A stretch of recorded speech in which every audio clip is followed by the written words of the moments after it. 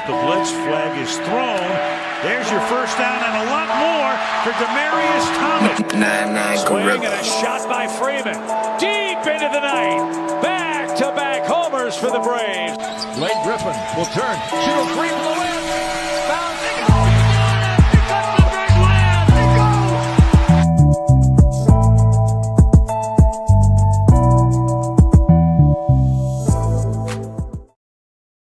All right. Good evening. It's Friday night. You know what that means? It's time for the number one sports podcast in the world. It's time for Sports4U. Live on YouTube. I'm John. Mark's on the way. Nick Freeze is on assignment. We got my man Ill Will from the No Rules Podcast back in the building once again. Sir. And we're getting ready, and then we're at the conclusion of our two-a-days tonight. We're going to talk NFC West. We're going to talk some college football. And then we'll conclude the 2 days on Tuesday with me and Nick Freeze talking AFC West and with our official Sports4U season preview. So make sure you hit that subscribe button for Sports4U on YouTube. Make sure you also subscribe in the Culture Clash Network, Townhouse, and make sure you follow me at John Watson 0984. Trail, what up? Safe flight, brother. John Watson 0984 on X and Instagram and TikTok. Follow Mark on Instagram. Hi, I'm Mark. What up, Jermaine? From the Sucio Sports Podcast was with us last week, talking some Saints. Follow me follow Mark at Hi, I'm Mark 1 on X. Follow Nick at 99Gorilla on X, Instagram, and TikTok. Follow Ill Will on Instagram at ill_Will, WHEEL. And, of course, follow No Rules Podcast at No Rules Podcast on Instagram. So we got some special guests. Obviously, my brother Ill Will's here to talk some NFC West with us.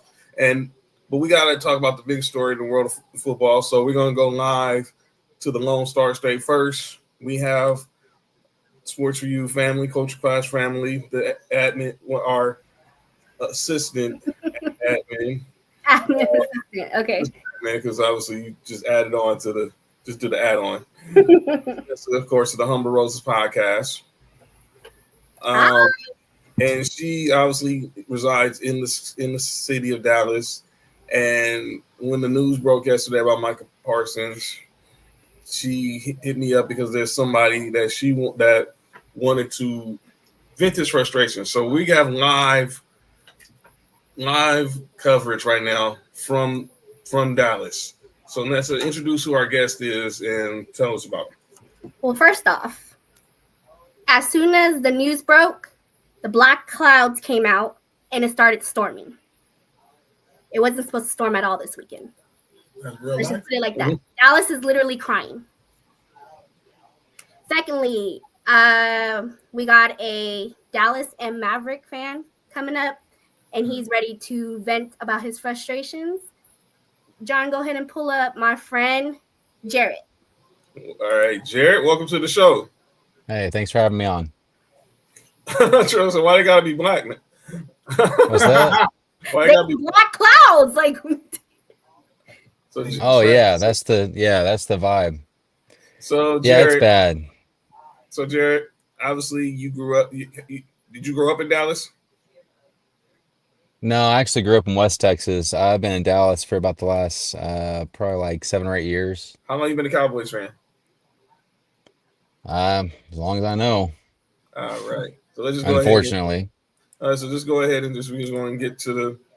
Yeah, I mean it's bad. I mean it's hard. I mean it's disappointing. I mean you'd say it's like defeated almost, but also at the same time it's like you're almost numb at this point to this stuff because I mean especially after Luka, I mean you didn't think it'd get much worse, and then this happens. But you're like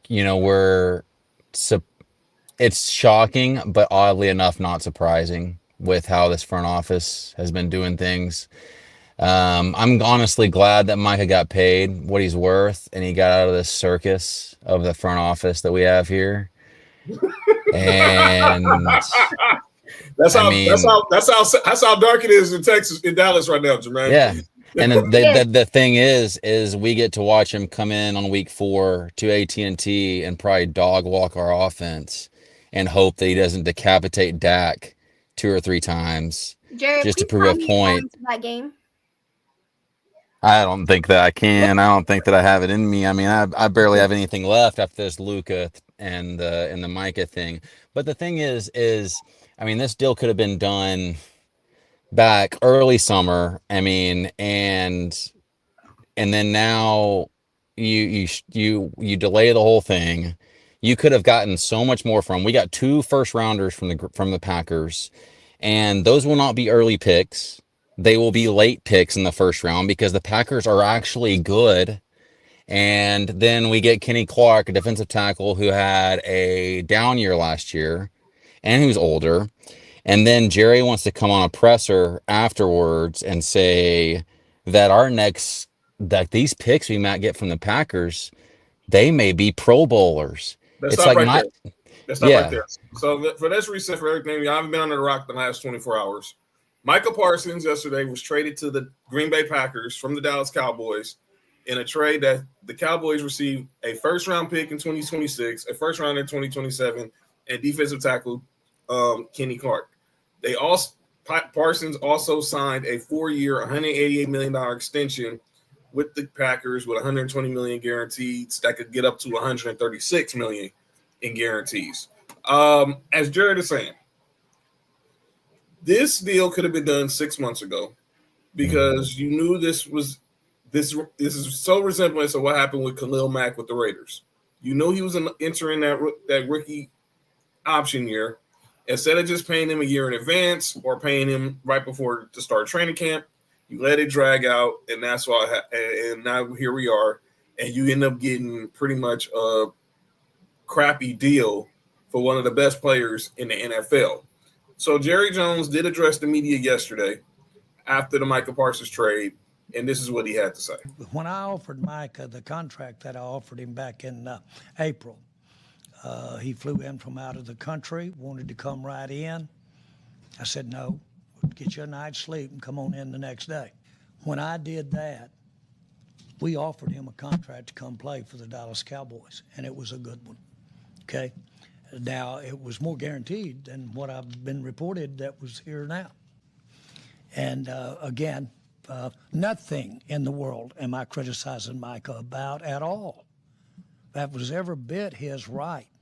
And Micah's never been anything but so pleasant for me to be around. I want to be real clear about it, not that it implies that it's not. Things are good here. Things are good here.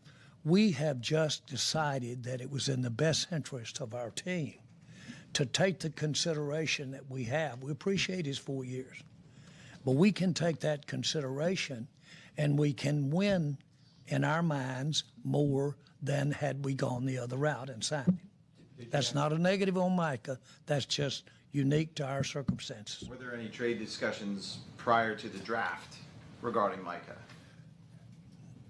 Trade discussions with who? With other teams regarding No, Micah? no, So no. could you have done something then? We had them, but we didn't have them with anybody else. The draft's in April, by the way, when we were talking to Micah personally. Right, it was at the end of the month. This was at the beginning of the I month. got you. But Oh, you mean a day earlier or what? Shit. You sure?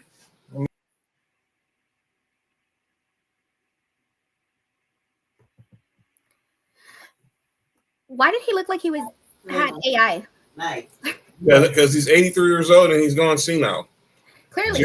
So just wait till when you get it. Ladies and gentlemen, You do all that. arriving into the building now, the one and only Mark is here. What up with it? Now, Nessa's here.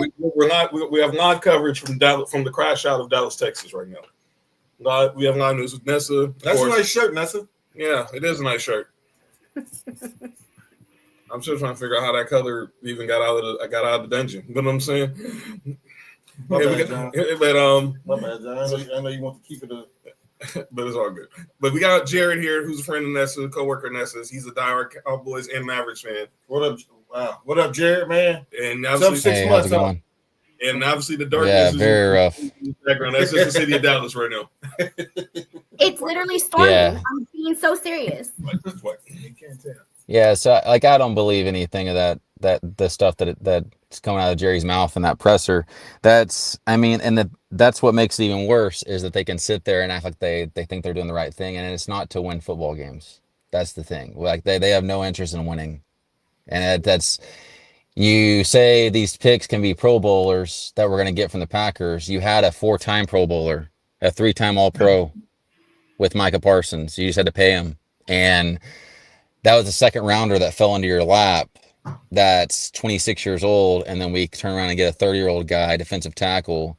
And it's just, it's like saying, like, I have millions of dollars. Maybe if I go buying lottery tickets, I can maybe win some money. It's like, dude, you already got money. Like, you already got it. Like, it's just, it's insane. And then you don't even, like, that's the thing, you don't even get anything for them.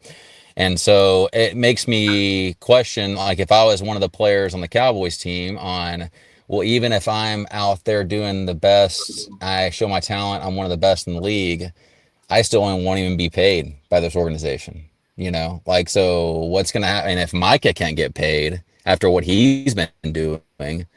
What's going to happen if, Overshown sees that and, am I ever going to get my money, or are they just going to trade me off if I want too much? He did the same thing with Dak, the same thing the same thing with CD, same thing with Zeke. They drag it out, draw the attention to it, and I don't think Micah wanted to deal with it and was done.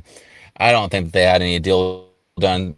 Micah was saying that he wasn't talking with his agent, and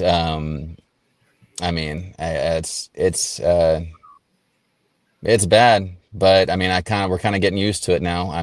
Two of the worst managers in the sports with Nico and Jerry, so that's just the way it is now, I guess. But the thing is that what sucks is Jerry knows that people like me will still be tuning in on Thursday with all of our freaking Cowboy stuff on. We're still buying the gear, we're still watching the games, and we're doing all the stuff, and we'll go through the ringer and indefinitely, so it's just, we're numb to it at this point. I almost would rather just be a fan of a team that sucks than deal with this crap, but it is what it is. That's where we're at. So I have a question. I have a question, and I read something earlier, and I don't believe if this person was a Cowboy fan or not, but they proposed a question what if paying $47 million to a defensive end isn't championship football pedigree? Like, what if that's not championship football? What if that's like not championship football? That's what they decided is not championship football. Would y'all agree with that? I think that I think the most important positions on the field: quarterback, left tackle, edge rusher.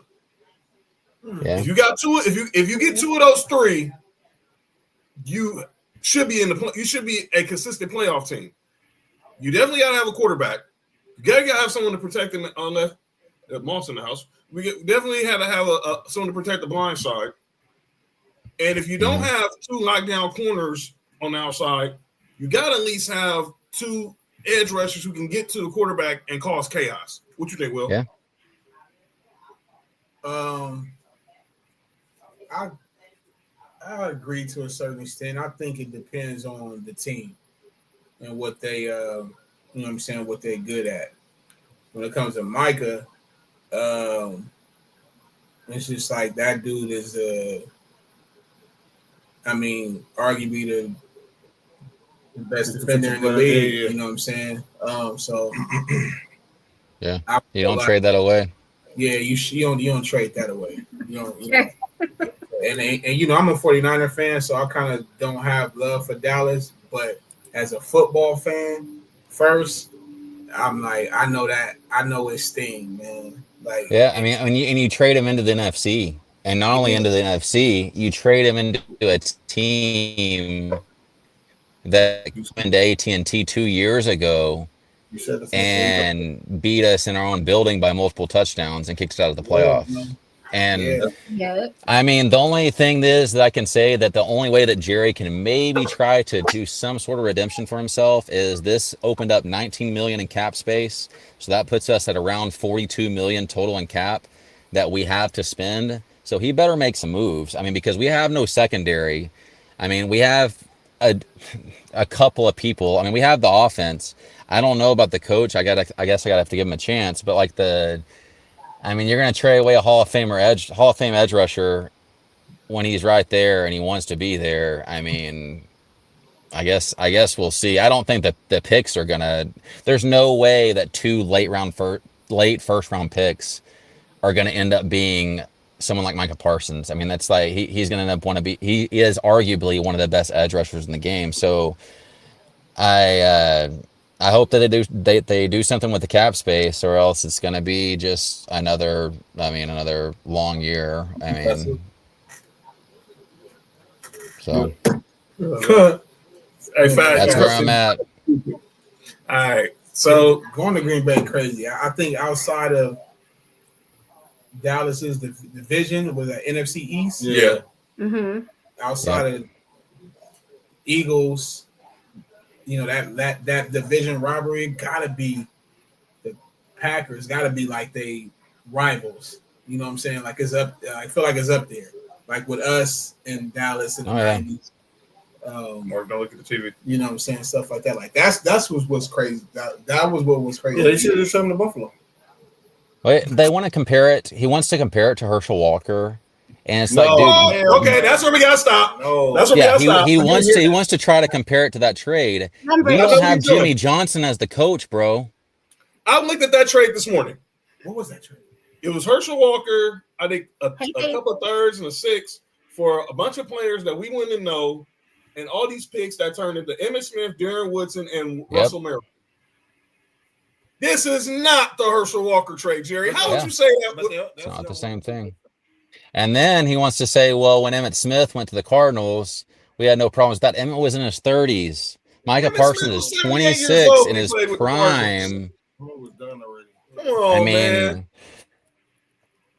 Yeah, so I mean, but the thing is, you can't tell him anything different. That's just the way it is. I mean, I just hope he makes moves with this cap space, like what I said. I mean, I have no hope for these picks. I mean, unless something falls into our lap again. But Micah Parsons fell into our lap in the 2nd round, and then we don't pay him.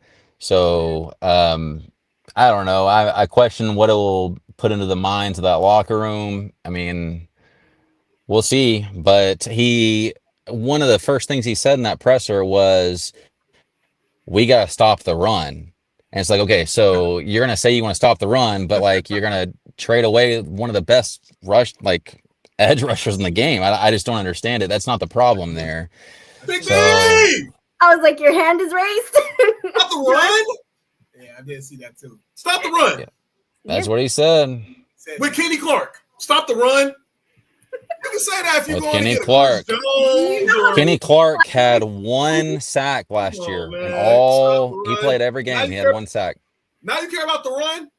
Now you care about the run, Jerry? After all these years that they done told you to go get somebody to help on the front 7? Hey, do you think he was saying that like almost like we wasn't able to stop the run with Micah? Pretty much that's what he's saying. That's pretty much what he's saying. I think I hate Jerry Jones. But I think what he was saying, Jojo? him being in the prime of what he was doing, we wasn't winning with him here. And to pay him all that money, and it's a possibility that we still wasn't gonna win, probably didn't make sense. I don't agree with that. Yeah, I think you should have paid. I mean, they should have paid him. But I'm in the same boat. As crazy as it is, I'm in the same boat as I was with Luka. It's like, I mean, I'm glad they got paid. I mean, I'm always, unfortunately, going to be rooting for the Cowboys, but I wouldn't be mad if if Micah went and got himself a ring and shoved it in Jerry's face. Let me ask you this, Jared. What was worse? What trade hurts more, the Luka trade or Micah Parsons? See, that's tough, and that's subjective. For me personally, it was Luka. I mean, personally, this is bad. The Micah trade is horrible. It was bad. I mean, when I got the news that Luka got traded, I felt like I lost a loved one. I mean, I was mourning, and I will never get over that trade. So sad. I mean, Luka is our identity in the Mavs, and even if the Mavs win a championship, it'll still not be the same because it should be Luka's championship too. So that's the thing, is like nothing will recover from that. with the Cowboys, I mean, I'm a Dak fan. Obviously, I'm a CD fan. All these things. We have these other all-stars.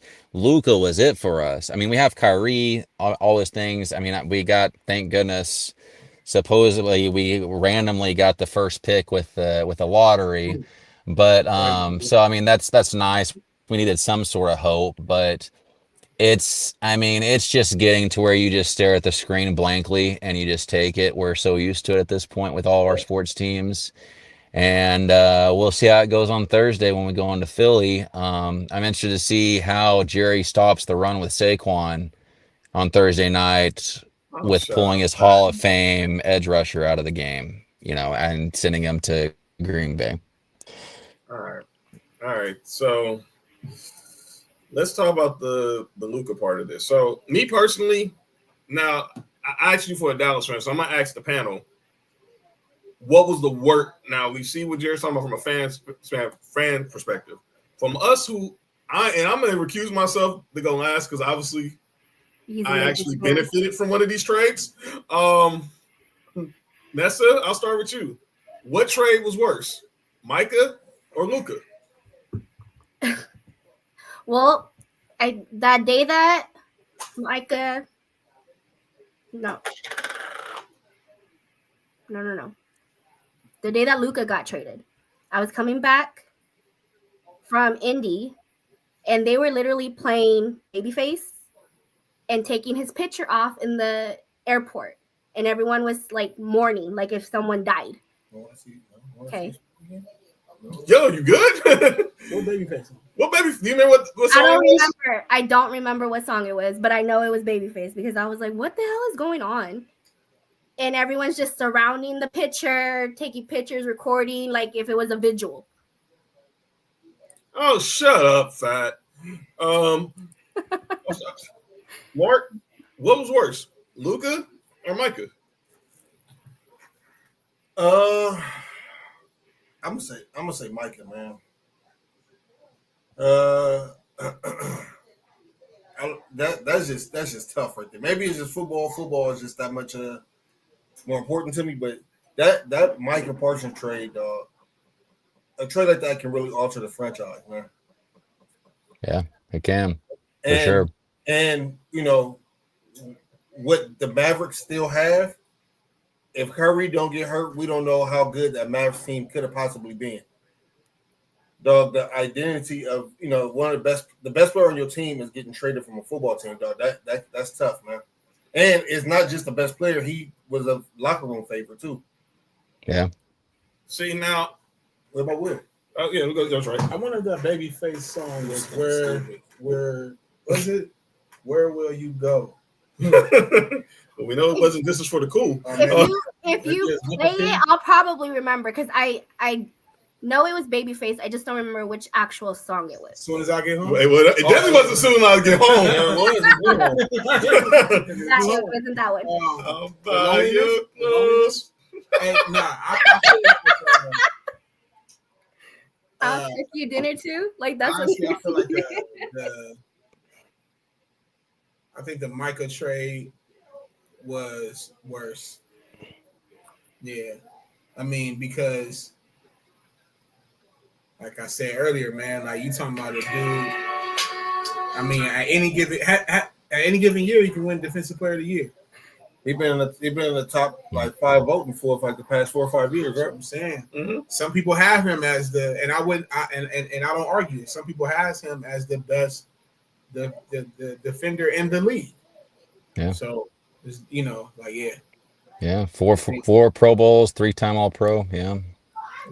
I think it's almost, honestly, from a Dallas sports fan perspective, it's like the Luka trade was so bad and this happened afterwards. If it was reversed, I almost feel like you'd say that was so bad. Like we have PTSD from Luka, and then this happens with Micah, and then you're just like, oh, I've seen this before. I know how this is. I know how to have the worst trade in history and all the news media outlets talking about us because I've been here before. It happened to me 6 months ago. It's literally all over the news, the radio again. So but this one actually brought a whole storm though. Like I'm not even joking with you guys. Yeah, that was crazy. Next, That lets you know that was the worst. The weather really changed. Why I personally feel it was Luka. One, I personally feel it was Luka because in the middle, trades happen all the time, but it would happen in the middle of the night. If you don't shut the F up. But you weren't saying that when the Clippers got Chris Paul, though, for the Lakers, though. Oh, now I've seen the Luka trade before. The Lakers. You know what I'm saying? All right. Here's the deal. We didn't get anything for. We didn't get anything for Parsons either. In my opinion, we didn't get anything for Luka. And like, if got Anthony Davis for Luka, that's why I say I wouldn't be mad if y'all saying Micah, but with Luka, it to me is like y'all were just in the finals a year ago. How bad couldn't it have gotten if this dude is out of shape, putting up those numbers where you just had to get him out the building? That was me, but. To me that top 5 players on your squads don't happen all the time. No, in the basketball world. Yeah. So that's why I personally think it was Luka, and I am a Lakers fan. I still didn't believe the trade when it happened. Yeah, I thought it was a joke. When Shams had to quote tweet himself, I was like, okay, this is different. Yeah. But we're gonna spare Jared because obviously I know he's in mourning right now. We're gonna go on to some other topics. You know what I'm saying? As we get ready as we're gonna go into the two-a-days. Yeah. So we're gonna spare some other topics. So Michael Parsons and Michael Parsons is now a Dallas Cowboy. A Green Bay Packer, formerly a Cowboy. Let's talk a couple topics. This one interesting. It sounds like we're heading for a knockout with the WNBA. Wait, what? All right, nope. Right now, there's unlikely that they're going to get a deal done. What you say? I said knockout. Yo, you good? Yep, it's Friday. Yo, you good? Yeah. So someone said count is right. Saying WNBA count is crazy, especially with all those bike pumps getting thrown on the court. But they're saying they're not coming to agreement on a new collective bargaining agreement. So report is that the players turned down a collective bargaining agreement where the minimum contracts will go from $66,000 a year to $250,000, and the maximum contracts will go from $250,000 to $1 million. Adam Silver need to start in LA.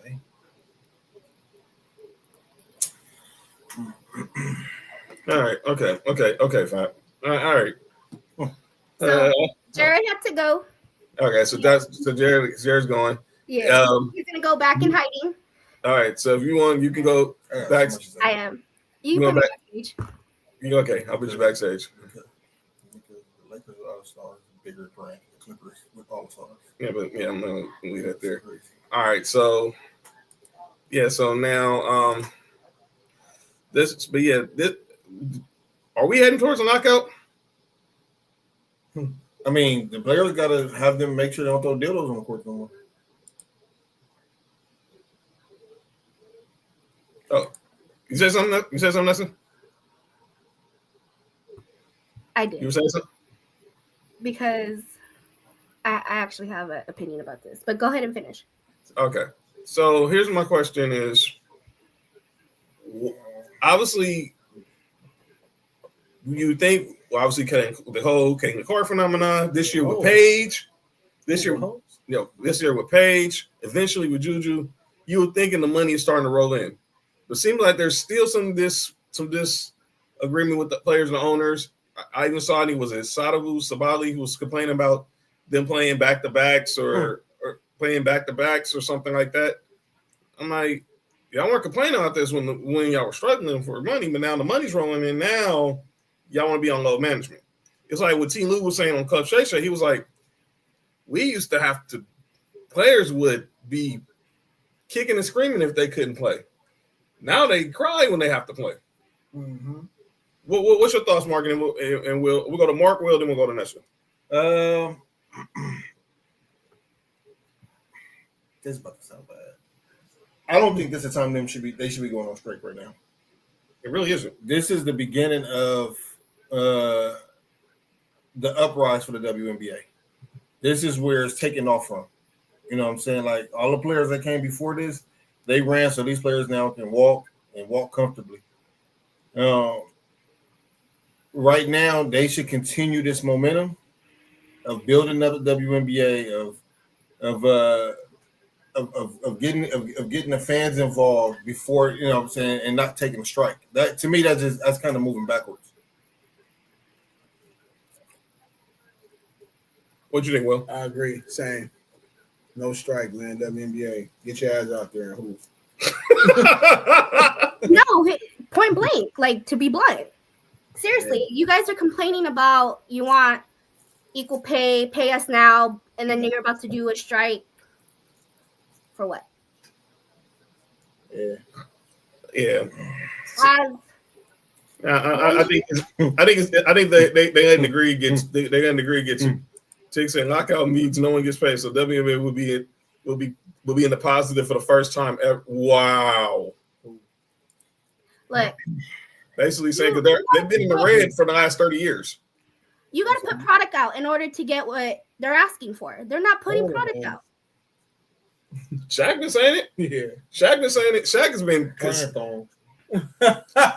you start putting numbers up like the NBA. Say it again. Say it again. I thought I heard some spirits in here. You know what? There's some spirits in here or something. But nah, it's all good. This nigga John tripping, man. My ears was tripping, man. But yeah. Well, next topic before we get to as we head to the two-a-days. Let's talk some college football. Hold on. Week 1 is officially tomorrow. John. Yes. Jared said, thanks for letting him come up and rant and I don't want to say that. Go Cowboys. All right, Jared, make sure you're doing that. This will be the first time you watch Sports4U. Check us out every Tuesday and Friday. Appreciate you for giving us live coverage from Dallas. College football starts officially tomorrow. Well, it started yesterday, but we had the 0 week. But we got some big games coming up this weekend. So we got 3 top 10 matchups this weekend. We got Texas versus Ohio State tomorrow. How about we got Alabama versus Florida State? We got the first Saturday night game of the year. LSU, the Battle of Death Valley. Who's the true Death Valley? LSU, Clemson from Clemson. Undertaker. Which one? Shut up. All right. Sunday we got Notre Dame. We got Notre Dame versus the U, and then I guess this is a big deal. Bill Belichick's first game as a college football coach. Again, as North Carolina takes on TCU. His girlfriend cheerleading? Ooh, he got a girlfriend at cheerleading? His daughter. She trademarked the word gold digger? Huh? What? She trademarked gold digger? You said gold digger? Yeah. I thought you said gold nigger. I was about to say, and niggas just let that go? I thought he said she trademarked the word gold nigger. Yeah. Well, that's what she's probably looking to do when she's probably licking? She probably is. Licking a dude is crazy. She's probably looking at this. What is going probably getting them to on? all 22. Step Right, getting them to all 22. But she trademarked the word gold digger. The word gold digger. For some, I don't know what she's doing this for. I know why she's doing it. Well, but whoa, Tig, you a Miami fan? Oh no, Tig's a SC fan. He just don't want Notre Dame to win. Okay, but out of these games, and Mark, your boys play tomorrow. Who y'all have? Marshall, right? Marshall, yeah, we playing. Is Moss and Chad Pennington playing? Well, Randy Moss is at this game, so that's a no. And then my Tennessee Vols got Syracuse. Will, who's your college team? Michigan, Florida State, USC, Colorado, Miami. USC plays Missouri State, Alabama. I like all those teams, but it's hard to. The first team to offer my nigga a scholarship. Who was that? Who was the first one to offer you scholarship? In real life? Yeah. Michigan. Ohio State over Bama. Bryce Underwood. Fuck you, Miss Watson.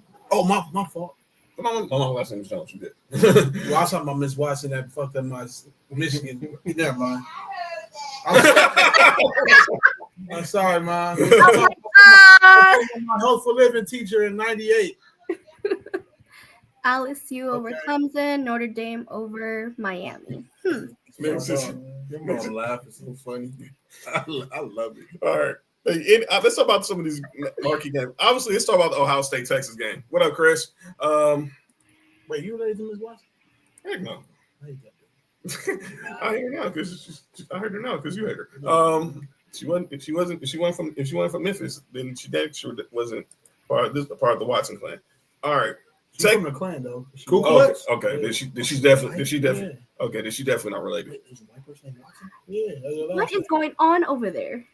Oh, nothing. Don't worry about it. We chilling. Clearly. All right. Ohio State, Texas. Everybody's talking about Arch Manning. Here's my thing with Arch Manning. Pause. That did not sound right. And because everyone's put the hype. Mm-hmm. Hype on Arch Manning. I keep saying Archie. Archie, like you know. Well, what's his grandpa's name? So that's probably his real name. Arch. But if I'm watching Desmond Howard, people on ESPN said they can't. Greg McElroy, Jordan Rodgers, some of the best college football analysts saying that they can't determine how good he is based off the tape. How the heck are people gonna say he's gonna be that dude? I agree. If there's not enough tape, if you went through 78 passes so far. I've been saying that. I got into a barbershop argument 2 weeks ago. Dude was like, Arch finna ball. I'm like, how you know? Yeah. I don't think there's enough out there. But I will say this: I'm anxious to see how good he is. Yeah. Because right now it's the name. That's it. But I'm anxious to see. But the thing is it's been his name since he was in high school. And even in high school, they said he was good, but it wasn't. Was he a 5-star? What's the name? Was Arch? Was he? Yeah. He was actually more athletic than Peyton and Eli ever was. I saw somebody, I don't know if it's true or not. I read something, but this was like last year. They said he was a 5-star, but his talent was like a 3. I don't know because I never seen him. Well, I'm like this. Last year he didn't really get it out of him. They played Quinn Ewers more because that NIL money. Mm-hmm. And obviously they want to protect and they definitely want to protect their investment in Arch. I wouldn't be shocking me if Cooper, Arch, Peyton, and Eli got in Sark's ear was like, if he's not ready, don't play him. Well, he played against Georgia last year. Yeah. Mm-hmm. He started? No. Well, that was when Ewers was hurt, I think. Yeah, he played. He didn't look good. So no. Hey, didn't they have like packages for him last year? Yeah. So we're gonna see. You're the full-time starter. Sark said, "Don't go out there and try to be Superman. Just play your game." They play tomorrow. That's the first game tomorrow, 9 a.m. on Fox. Who they playing? Damn, Ohio State. They're playing Ohio State tomorrow. That game. That's good to be that early. That's because Ohio State, because Fox have the Big Ten, so they have Ohio State Fox wasn't giving up Ohio State's first game of the year, knowing that it was against Texas. I'm gonna wake up to watch that. It's obviously so you're gonna have like Reggie, Matt Leinart, Urban Meyer, and the crew out there. No, I'm gonna be Is that a home? Is it a home game? It's Ohio State. Ohio State's home game. It's like Columbus, and it's the last game that college game day with Lee Corso tomorrow. So that, and then what about the night game, the Battle of Death Valley, LSU Clemson? LSU. Obviously, you got Clay Cudnick, the quarterback of Clemson. You got Messmeyer, the quarterback from LSU. But I want to talk about Brian Kelly, Facts former coach. He has not won an opening week game since he's been at LSU. When is the time to start questioning Brian Kelly as a head coach? When is the time to start questioning? What? That's right. Lee Corso, former Seminole, played college ball with Burt Reynolds. He did what? Him and Burt Reynolds played college football together at Florida State. And he was one of the first people that Burt Reynolds told that he was quitting football to go into acting. R.I.P. He played corner too. Who? Lee. Yeah. And he was a coach in the USFL. We coached in Orlando. He tied with Deion in interceptions at Florida State. It wasn't a lot. 13. Yeah, it wasn't a lot. Troy Buckley beat that. People don't know about that though. He said, "Who can beat that?" Troy Buckley beat that. Oh yeah, no. You know. But you also have to throw it over there to get interceptions. I mean, so okay. who y'all got in this game? LSU, Clemson. Clemson. All right. What about you, Will? Clemson, because fuck LSU. I'm going for LSU.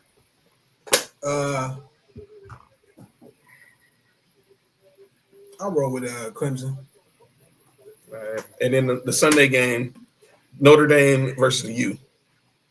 Clemson got a cool quarterback, right? What's his name? Yeah, K. Klubnik. K. Klubnik. He's pretty good, right? Yeah, he's supposed to be one of the top quarterbacks coming up. Yeah. But we see how that go. Yeah. You don't think I think he's good. Yeah, I think he's good. Him is between him, the QB from Penn State, going to get a lot of talk. talk. LSU quarterback hurt though, huh? Well, but it wasn't serious. Oh, so he's good. Okay. No. Matter of fact, his dad is. I didn't notice his dad's the OC for the Saints. That's why I said he's going. That's why you say he's going. I just learned that today. Brett Nussmeier, the quarterback from LSU, his dad is the offensive coordinator for the Saints, even though Kellen Moore calls it plays. But so don't be surprised if you put 2 and 2 together when draft season comes. That's what I said. When I said that like 3 weeks ago, 3 or 4 weeks ago. I totally forgot that. I remember you saying that. Yeah. A bunch of people saying Arch is. Yeah, they say Saints go tank for Arch. Yeah. Right. And then let's end this discussion with Bill Belichick. Yeah, that's his girlfriend is William. What? I mean, I think he's one and done personally. I think so. There's no way. I don't think he's staying at there for like another 2 years. I think he goes in there this year, next year. Steve Belichick takes over, and he's back in the NFL somewhere. Yep. I don't think he's back in the NFL. I do. I think he's done. Think he's done? I think he's back. I think he's back at a coaching, head coaching. Yeah. He got one more Super Bowl in him, and that's it. Probably gonna go to a team. Where Tom Brady go play it. This is pretty much like him taking a small break, and then he's just gonna head back to the NFL next year. I agree with that. How old is Bill Belichick? 78 right now? 74. 750. 750. He ain't gonna take no coach. He ain't taking no coaching job at 77, 76. Shit, he's 70. He's 74 now, but he's doing this for his son, so his son can get that coaching job. Man, I think he got one. Man, Bill Belichick, he's in good health. I'm not saying that. I mean, I'm pretty sure he's getting his pipe drained by the 22-year-old. He getting his pie. You missed that touchdown? Did he drop that? No. That was a bad throw. The quarterback. See the replay. All right, that's enough college football. That's enough on the college football. Nah, don't blame that on him. Look at this. Let me see. Okay, there's a replay. Where you throwing? Wide open. Wide open. What are you doing? Oh my God. No, don't look at him. You overthrew the butt. You overthrew the butt? You didn't say ball. You sure did not say ball. You overthrew the ball, you idiot. What are you getting mad at him for?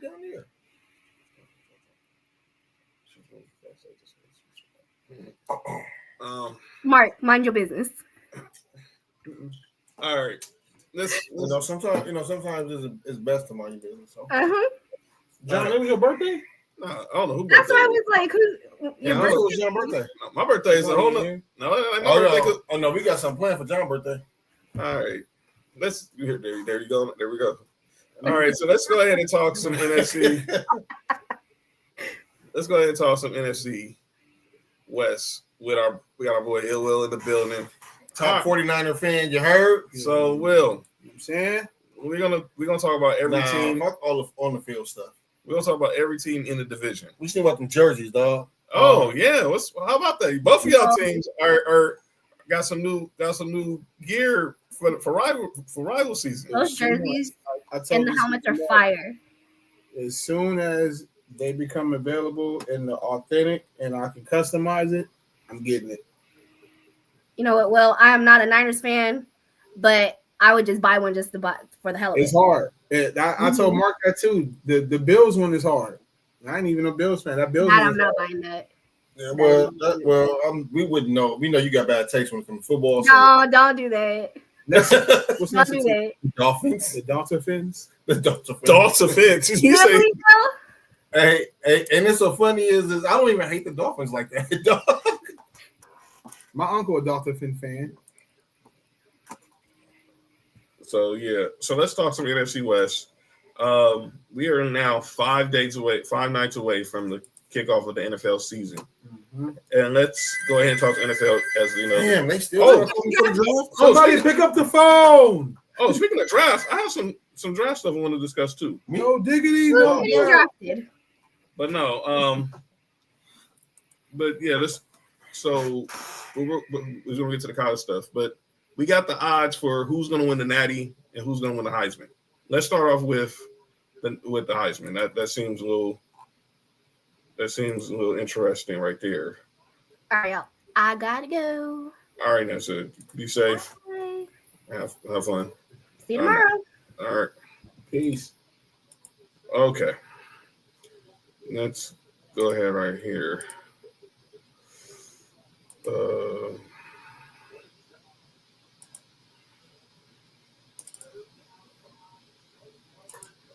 So the odds right here for the Heisman. So right now, Arch Manning is a favorite at plus 650. Then is Garrett Nussmeier from LSU at plus 850. Cade Klubnik from Clemson at plus 900. Jeremiah Smith, the wide receiver from Ohio State, 10-1. And this is one people need to look out for. Lenore Sellers, the quarterback from South Carolina, is 16-1. That dude balled last year. From South Carolina? Yeah. He had a good year. Yeah. He did something in one game too, like 2 games in a row, there was something. Like I don't think he threw an incompletion or he threw for 500 yards or something. There was something. All right. And then let's go ahead. Another receiver from Alabama. Now, so he's probably up there. He's definitely gonna get some votes. Yeah. Let's talk about the odds to win the Natty. Stop that screen. To win the national championship. And that is Texas is favorite at plus 450. Ohio State plus 525. Penn State plus 600. Georgia plus 700. So that's why they're saying this is projected the Final Four right here. Oregon and Clemson are plus 900. Alabama plus 1,000. Notre Dame plus 1,200. LSU plus 1,400. Then Michigan is a long shot at plus 20, and along with Florida, them at plus 2,500. My Tennessee Vols is a way long shot at plus 5,000. Where Georgia at 4? Georgia at 4 at plus 700. So, Mark, let me get your top 4. We'll definitely we'll discuss this with Nick on Tuesday. Put that list back up. Biasness or no biasness? Yep. Come on now, be real. Even with no biases, I still have in the top 4, no particular order. I have I'm not mad at that top 4. Ohio State, Texas, Penn State, and Georgia. I'm not mad at that top 4. I want to see Alabama quarterback. If they can have a decent quarterback play, I think they could be up there. And I want to see Oregon too. But the top 4, I'm not mad at that top 4 though. Okay. All right. So and then I got those 3. I got Texas, Ohio State, Georgia. Let me take Penn State out, and I'm gonna put Clemson because right now I still don't trust James Franklin in a big game. But I'm gonna go with the top 3 out of the top 4. Just take out Penn State and get Clemson, but we'll see what happens. What up, JT? Marshall Mike's in the building. Glad you're feeling better. He was at the West Side Gun 4th Rope show last night. Shout out to JT. Hope you're feeling better. So I said the best running back in the country is not up for the Heisman. I'm assuming it's supposed to be due for Notre Dame. And then Field Yates has his new mock draft out. And this is basically, and they predicted the picks based off using ESPN's Football Power Index. So he has the Browns having the first pick, getting Arch Manning. I don't think Arch Manning coming down with the Browns getting the first pick. I wouldn't put it past them. The Jets moving up from 2, trading with the Giants and taking Lenore Sellers at 2. The Jets? Yeah. They're getting rid of Duke already, huh? Now the Saints moving up at 3 to take Cade Klubnik. The Giants taking Peter Woods, a defensive tackle from Clemson. The Titans taking Ohio State safety Caleb Downs. He's pretty good. Carolina taking Auburn edge rusher Keldrick Falk. The Raiders taking Utah offensive tackle Spencer Fano. The Patriots taking Clemson edge rusher T.J. Parker. The Rams with the pick they got from Atlanta in the James Pierce trade, taking Arizona State quarterback Sam Leavitt. And the Seahawks rounding out the top 10, taking Anthony Hill Jr. Heck no. Anthony Hill Jr., linebacker from Texas. Let's see where they say how our three squads are fair. They have us at number 20, so they don't have us win the Super Bowl. They have us taking Arizona State wide receiver Jordan Tyson. Will, I think they have you guys probably out in the wild card. But at 23, taking Boston College offensive tackle Jude Brawley. I can see that. And then Mark, the Football Power Index has the Bills winning the Super Bowl. What? And y'all taking USC wide receiver Jacoby Lane at number 32. Oh, we take another receiver out of USC, but not Jacoby Lane, even though he good. Who's Steve Smith? Oh no, he doesn't go to SC no more. He said Steve Smith. Oh, that's funny. But yeah, that's the. I hope that's right. Steve Smith. He said Steve Smith. But those are the picks from Field Gates. Which Steve Smith though? The number 2 Steve Smith from SC. Oh, is he better? He wasn't better than the other Steve Smith. No, he wasn't. At SC, But he not in the NFL. At SC, when he was at SC, and then Steve Smith was at Utah. Santa Monica / Utah. yeah. Who's better? Well, Steve Smith. College, Yeah. In high school, Steve Smith from SC was better than Steve Smith. College too. college Steve Smith was better than the college SC Steve Smith was better than Utah. Right. And then NFL, and then college Steve Smith was better at Taft than Steve Smith was at Uni. yes, And I hate to say that about a dude from the East Side. yes, And then yes. but in the NFL's And nigga from Tyler. but NFL Steve Smith, and Steve Smith Senior was there. yeah, killing the All right. Steve Smith. Trails and Mark, appreciate the lookout. All right. All right, so let's go ahead and talk some NFC West. All right, let's start. We're gonna go in this way. We're gonna go from Seahawks, Cardinals, then we'll go Rams, and then we'll end with Will's 49ers. Let's start off with the Seahawks. It's their second year in the Mike McDowell, whatever their coach's name is. Obviously, era. Obviously, Geno Smith's gone. They signed Sam Darnold. They traded DK Metcalf.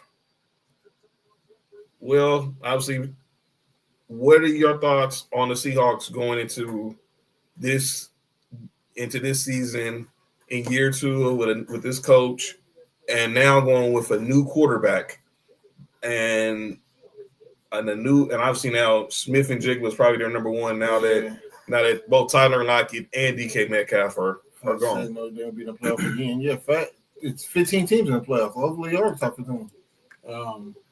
Fuck Seattle. But I told Mark this earlier or yesterday. We played them week 1. I am anxious to see their defense and how our offense will do versus their defense. But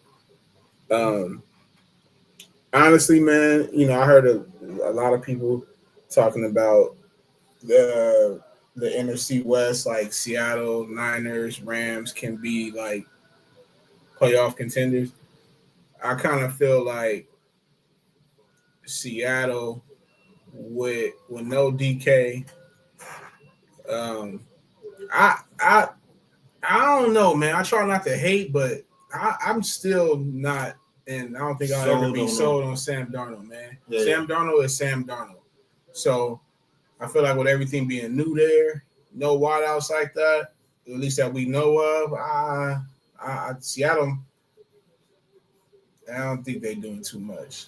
So I give them. So you think Sam Darnold, that was a one and done with what he did in Minnesota, as opposed to thinking it's more of an outlier than a trend? Yeah, I mean, like Justin Jefferson was over there. You know what I'm saying? Jordan Addison. Yeah, man. Like Sam Darnold is just Sam. Listen, he's not a bad quarterback, but he's not the face. He's not the one you should. He's not the person you should put your. Yeah, nah, man. Like, nah. Oh, we got Sam Darnold. So, like, I think we've seen, whatever the best of Sam Darnold was, we already seen it. But we just end up seeing him last year with those two receivers. Okay. All right, let's go to another team in that division. That's the Arizona Cardinals. Obviously, they still are buying into Kyler Murray. Mm-hmm. Marvin Harrison Jr. is going into his second year. James Conner. What are your thoughts on Arizona? Well, first off, what are your thoughts on the Arizona Cardinals and where they at? I'll give them 4, maybe 5 wins. Damn, how many wins they have last year, John? They had probably have like 6 or 7. So they're taking a step back. Yeah, I'm like Kyler is. You think we'll see Kyler is the best we will see Kyler? We are. Yeah, I think it's time to move on. Marvin Harrison Jr. Like Marvin Harrison Jr. I get it. They say he bulked up a little bit. Was it O'Connor? We got a Cardinals fan here. Jersey Cardinals said they was 8-9 last year. 8-9. Yeah, like yeah, he is because he's an older running back now. Connor, yeah. So, listen, we can just skip. My bias is with the 49ers, but I think the Rams is going to do some damage. My thing with the Cardinals is it's all on what Kyler Murray does. Kyler Murray pretty much is all on him this season. I said they're gonna smoke the 49ers. What? We you're gonna see. But it's a healthy 49er team. It's not gonna. It's all depends on Kyler Murray continue making those progressions. What up, Christy? Making them progressions as a quarterback. You got Marvin Harrison Jr. there. Can Jonathan Gannon? Honestly, how much more faith is the Bidwell's going to have in him as a coach? And my thoughts on Seattle, and we'll get more thoughts on Seattle and Arizona next. Obviously, Sam Darnold's going to have the chance to prove that last season was not an outlier because you was in the system with KOC. You had Justin Jefferson. You had Jordan Addison. You had Aaron Jones and T.J. Hawkinson and a good old line. Let's just wait and see. We're going to see. But if I had to guess, what happened near the end of the season with Sam Darnold, how they lost a couple of games, how they got blew out in the playoffs by the Rams, is more of who he truly is and less than what he was with Minnesota. What you think, Mark? I'm with Will on Seattle. Oh, we're gonna talk about the Niners in a minute. Hold your thoughts. I'm with Will on Seattle. I don't see a lot for them. I do like Enigma. I like their running back too. I like Enigma too, dog. The Eric Murray album. I know what you're looking at. Eric Murray. Eric Murray. Keith Murray, nigga. Yeah, nigga. Great album. So nigga, I don't like that nigga. I mean, I like him. He cool. I like that running back. He good, but I just don't think as a team, I can't, especially in the NFC West, because I think the 3 other teams in the NFC West is head and shoulders better than Seattle. So I'm not really big on Seattle. Mm-hmm. Arizona, I'm on the opposite of Will. I think this is gonna be the year we're gonna see Kyler Murray have to take that step up. I think they've been, from what reports were saying, Marvin Harrison Jr. been getting better. So I want to see. I want to see how this go. I think they're gonna end up 3rd in the West, and that's out of them too. They have no choice. Somebody said we seen Brock Purdy with no elite players. He trash. I mean, Brock Purdy better than Kyler Murray. Now let's go to the Rams. Easy. Let's go to the Rams. Obviously, all the talk this all season was about Matthew Stafford. He ends up coming back. He misses a lot of training camp with the back injury. They signed Devontae Adams. Puka Nacua is back. They're getting Larry Jackson back, who's been dealing with some blood clots. Their left tackle. Jimmy G's gonna be the backup. Obviously, they just signed Kyler Williams to a new deal. Yeah, Candace, he was serious. He said better than Kyler. Better quarterback, man. But Not even close. Obviously, this is pretty much the Rams and the 49ers are pretty much are head of the division. Whoa. You tripping. Murray will smoke all 4 teams by himself. Nah, he wouldn't have. No, let's slow down now. Because he played the Rams in the playoff game, and Matthew Stafford said there's levels to this. It's easy when you don't have Lincoln Riley. Let me shut up. And he never had an elite.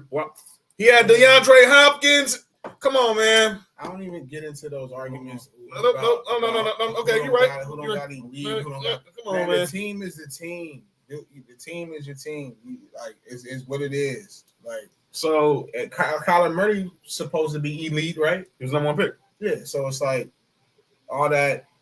He don't have elite. I mean, he elite supposedly. So it's like do what you got to do. So yeah, man. Like I mean, we'll see. When what we got a week and a half. We got 5 days until. We got 5 days. Nope. 5 days to Thursday game. Y'all play. 7 days. Yeah, man. 7 days. We'll see, and just keep the same energy once. Y'all see how these players look. But yeah, my bad. Sam said the main area of concern for the Rams is obviously quarterback in the secondary. The cornerback soon is me. I think both their quarterbacks mediocre. Candace is a Rams fan. She agrees. I'm worried about QB1 and that QB2 we have. Well, as long as QB1 stays healthy, you won't see QB2. I'm looking forward to seeing my guy Verse elevating higher in his second year as ranked defensive rookie of the year. Well, let me say this. Only thing, Jared Verse, make sure you don't try to ever work out with Aaron Donald again. That didn't go so well. I heard about that. Aaron Donald said, okay. He was like, yeah, okay, I was wrong. So y'all roster is far better than Kyler Murray's, and he still did his thing. Oh, yeah. Kyler Murray's not a bad quarterback, but is he elevating the team where they need to be? The Cardinals, man. But to the Rams, Mark, what? It's like, well, I mean, I get it. You're a Cardinal fan. I wish the Cardinals, man. Cardinals ain't never going. What the hell? I like the Rams. I like where the Rams is at, man. And this is all based on Matthew Stafford staying healthy. Them getting Devontae Adams I think is a great pickup for him. Hopefully, he throws to black receivers. You good? Well, I said that out loud. Yeah. Wait. But yeah, and I like Kyron Williams too. And then their defense is I think their defense is solid, man. Again, everything will be based off of Matt being healthy, man. If Matt can stay healthy, I think it's gonna be a toss. It's gonna come down to probably the last 2 or 3 games with the 49ers and the Rams, see who win the division. I think it'll be a good division race. Mm-hmm. Which is always it always is. Yeah, I think with the Rams, we gotta stay healthy too, though. I think we'll get to y'all, but yeah, with the Rams, obviously, it's all going to rely on the health of Matthew Stafford. Definitely, if you have to go to Jimmy Garoppolo, you only want to see Jimmy Garoppolo at least no more than 2 to 3 games at best. That's what the porn star said. Which one? Oh man, touche. Really? Hey man, hey Jimmy Jr. Not hating on you. You know what I'm saying? Respect the taste. Kyron Williams, he got to stop fumbling. I heard this a lot from Rams fans about Kyron Williams because obviously 710 is the Rams station. So I come across a lot of Rams fans like Sam and like others who I meet at the remotes. Kyron Williams fumbles. And they got Blake Corum. They got Blake Corum from Michigan. I like him too. And obviously they wanted to see. You can tell McVay wants to run the ball. Most of their offense success is when they have a good running game. You saw it with Ty Gurley. You seen it when they had Cam Akers. Mm-hmm. So they're running the West Coast offense. The same thing when we get to the Niners. When you have a good running game, that sets up everything else to make life pretty much easier for the quarterback, and that's just a fact of life. Facts of life. Football, man. Yeah, if he's fumbling a little, be fumbling a little. It's not a little, Sam. Because he didn't. Because I don't remember him. And Fat's still in the chat. Did he do that much fun when he was at Notre Dame? But he got the yips sometime when he get close to the when he get in the open field, which is not good. Yeah. And obviously defense. Jared Verse, Braden Fisk, both were defensive rookie candidates, of the year candidates, and obviously Jared Verse won. And obviously we'll see how this defense goes another year with those two lead the defense. Secondary, like I said, it's kind of suspect, but we'll see. Well, anything else you want to add on the Rams before we get to your Niners? No. All right. Let's talk about the Niner game. Yeah. So now, obviously, you guys obviously had dealt with a lot of injuries last year. There's a lot of turnover last couple of years. Obviously, Drake Ringwald, we was at your house watching it when it happened in the Super Bowl. Yo, pause, dude. Yo, appreciate the subscription, but that last comment, yo, pause. The last comment, pause. But yeah, I'm on your top. Yeah, appreciate the support, but the last part of that comment, you didn't have to type. Obviously, I made a move recently. I just brought in Brian Robinson Jr. from the Commanders. Obviously, Adam Peters, who's now the GM of the Commanders, came out of the Niners front office under John Lynch. Mm-hmm. So, obviously, in this we talk about health. Christian McCaffrey, he looked like he back. Obviously, his health also plays a part. Fred Warner, obviously, he's been one of the best defensive players in football. Definitely best linebacker in football. Mm-hmm. And then what happens in the secondary? Robert Salin's back calling the defense after, went away being the head coach of the Jets.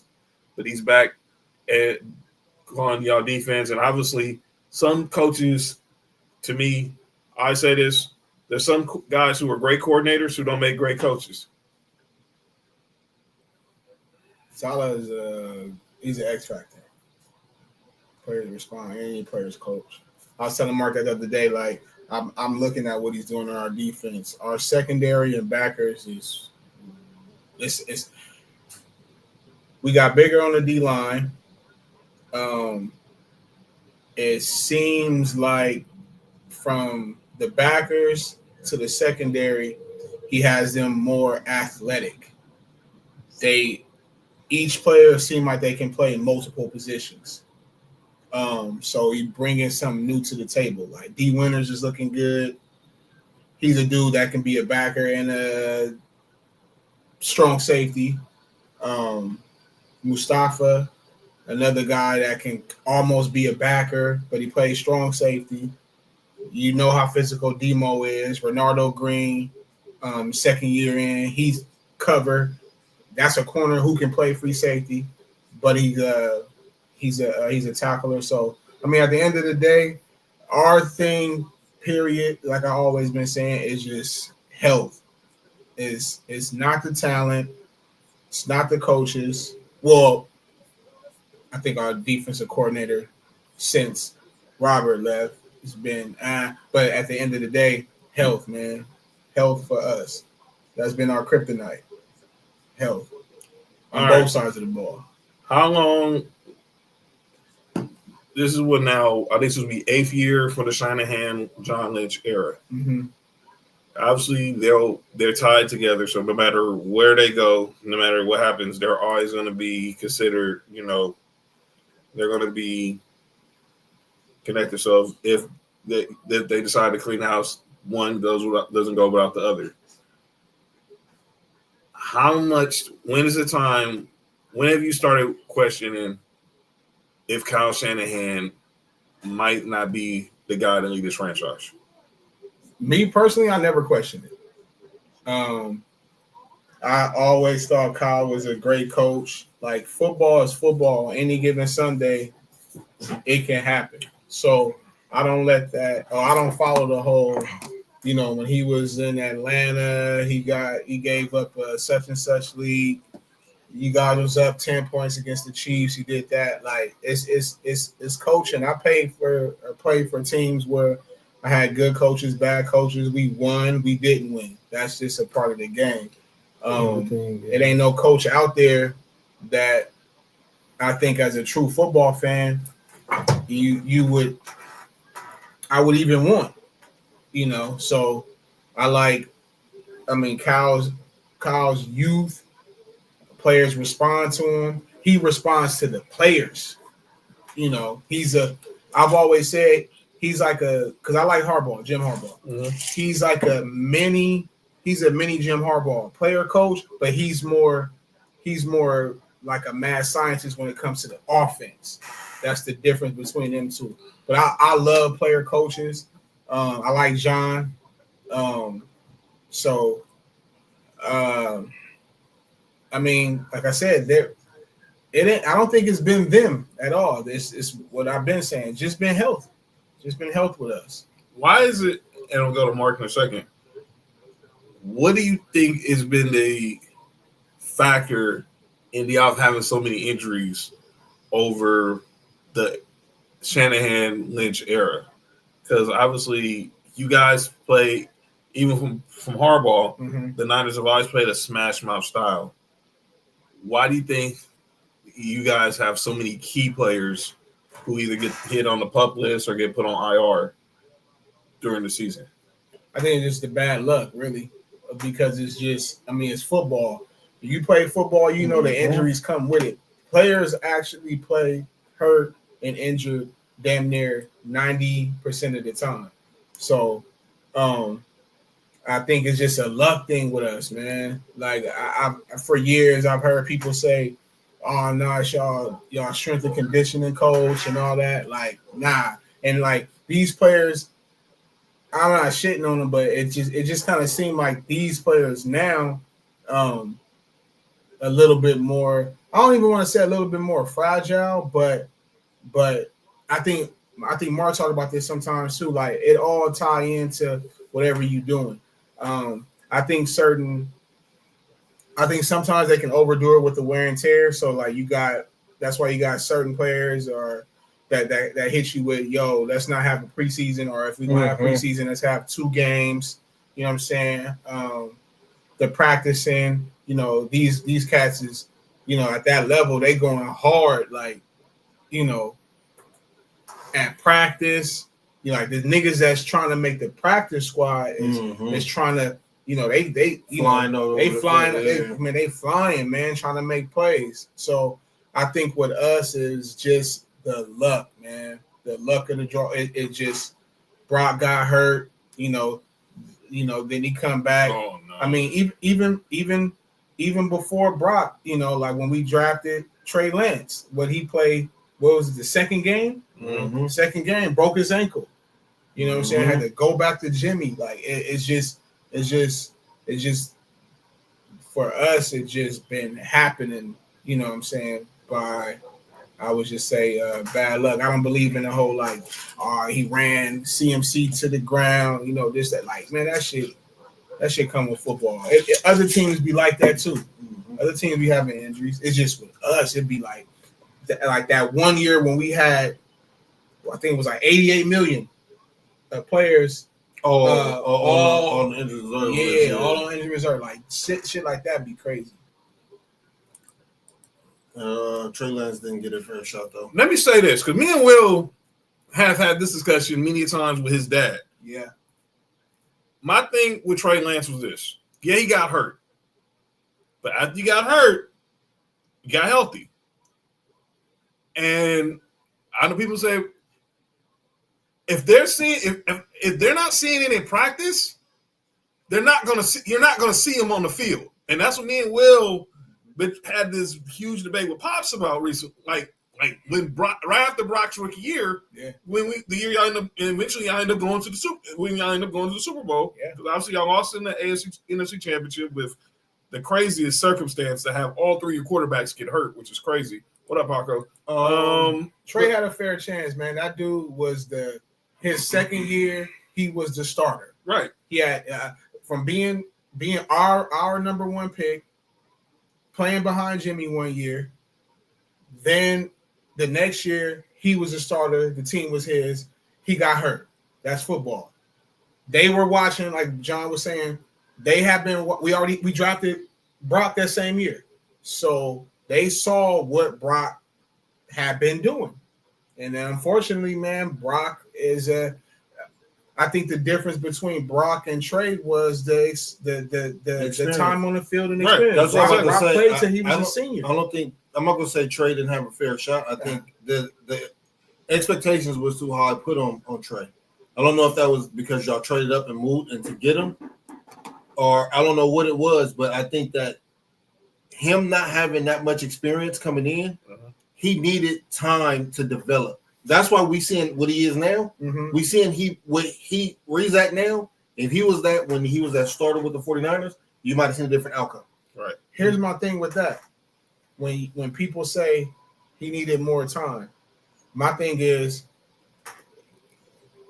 that you forget he got the time. He was our starter. He just got hurt. Right. It wasn't. I'm not putting it on the 49ers. What I'm just saying is I'm saying when people say that, but he just needed for himself. He needed time to develop. Yeah. And I think that y'all drafting him, also drafting Brock. Yeah. It kind of sped up his clock because it's like, yo, we drafted you first round. We'll give you your shot. But like y'all said in practice, everybody who played football, seeing what happens, and we know this kid right here can play. We know why he playing politics, but this kid right here could be the one. Yeah. We see it all the time. Yeah. I just think in his case, it wasn't enough snaps. It wasn't enough ups and downs. Well, you already know how I feel about players. I need to see how you react to the downs and to react. I don't give a fuck about your highlights. That don't mean nothing to me. Yeah. I want to see how you react after you have a bad game, after you make a bad throw, or do a turnover. I don't think he had enough experience, and this is not on y'all. This is just even him in college. It just wasn't enough experience. It wasn't enough gameplay of him to say this. He should be the starter of a franchise right now. But the thing is, we gave it to him though. Y'all was in a position where it's win now. Yeah. So even if he was in, like, let's say, and no disrespect to nobody, I'm not trying to shit on nobody. I'm not shit on nobody. If he was in a position like when we drafted Josh Allen, we wasn't in the win now position with Josh Allen. So we had time to let him learn through the shit. Yeah. I don't think he had that chance with the team that he went to because y'all was in the win now position. But that's what I'm saying. I agree and get it. But let's just not forget that he had a chance. He did not get his. Listen, he got hurt. So if Trey never gets hurt, then we would have seen Trey develop into whatever he was going to be. What it was going to be. Yeah. But unfortunately, he got hurt, and then at that time, when he got back healthy, the three quarterbacks was Sam, Brock, and Trey. And I believe Kyle was like, fight. And the best person is going to win the job. That's how it should be. And that's how everybody know that play. That's how it should be. Me and John talked about that. So obviously in practice at that time, because remember, Sam won QB2. Mind you, we already seen the year before what Brock was doing. So I remember Mark, one of the first people I called, I'm like, yo, this Brock dude is nice.